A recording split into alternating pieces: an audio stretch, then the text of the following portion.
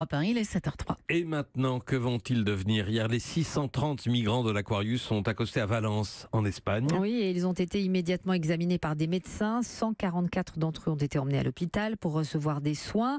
Henri de la Guérie, vous êtes l'envoyé spécial d'Europe 1 à Valence. Dans un premier temps, ces migrants sont autorisés à rester quelques semaines en Espagne.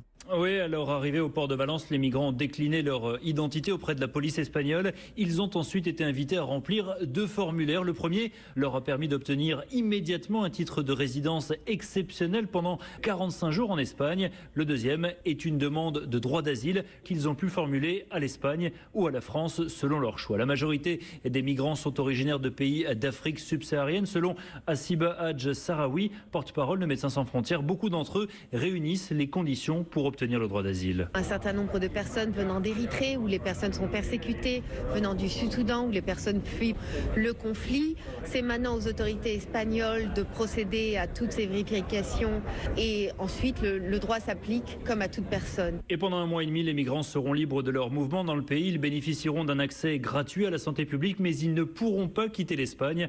À l'issue des 45 jours de résidence légale, ceux dont la demande d'asile est refusée par Paris ou Madrid seront expulsés.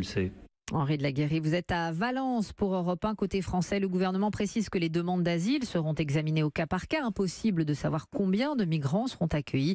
Hier, Emmanuel Macron et le Premier ministre libyen se sont entretenus par téléphone. Ils ont décidé de renforcer leur coopération pour mieux maîtriser les flux migratoires.